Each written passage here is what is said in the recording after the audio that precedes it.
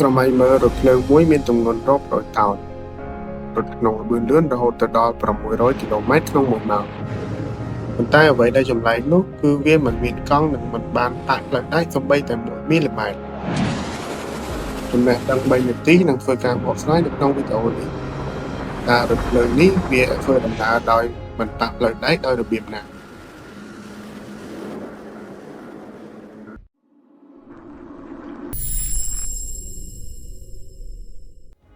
ថភ្លើងដែលយើងកំពុងនិយាយដល់នេះគឺ Maglev Train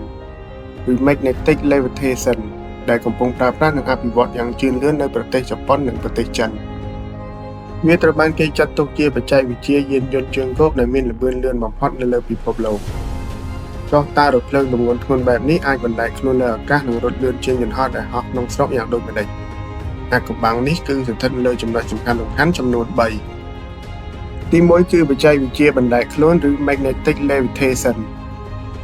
រថភ្លើង Maglev មិនប្រើកង់ដោយរថភ្លើងទូទៅឡើយវាប្រើប្រាស់មេដែកអគ្គិសនីឬ Electromagnet ដែលមានថាមពលដ៏ខ្លាំងក្លានៅលើពោះរថភ្លើងនៅលើផ្លូវ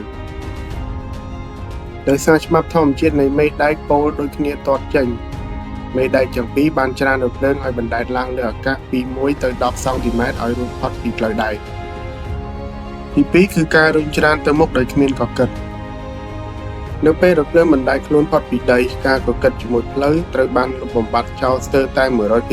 100% ប្រព័ន្ធមេដែកនៅសងខាងផ្លូវនឹងធ្វើការផ្លាស់ប្ដូរពោលបូកនិងដកយ៉ាងលឿនបំផុតដើម្បីទាញនិងច្រានទូរថភ្លើងទៅមុខក្នុងល្បឿនលឿនដោយផ្លេចបន្ទោនិងទី3គឺសុវត្ថិភាពនិងភាពស្ងប់ស្ងាត់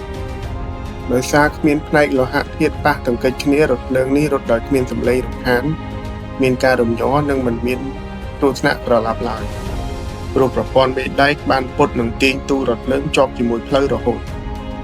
បច្ចុប្បន្នរថភ្លើង Maglev របស់ចិនអាចរត់បានល្បឿន600គីឡូម៉ែត្រក្នុង1ម៉ោង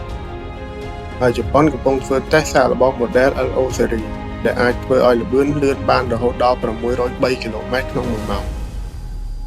តើអ្នកទាំងអស់គ្នាយល់យ៉ាងណាដែរតើថ្ងៃអនាគតរថភ្លើងបណ្ដែតទៅលើអាកាសនេះអាចមកជំនួសយន្តហោះបានទេ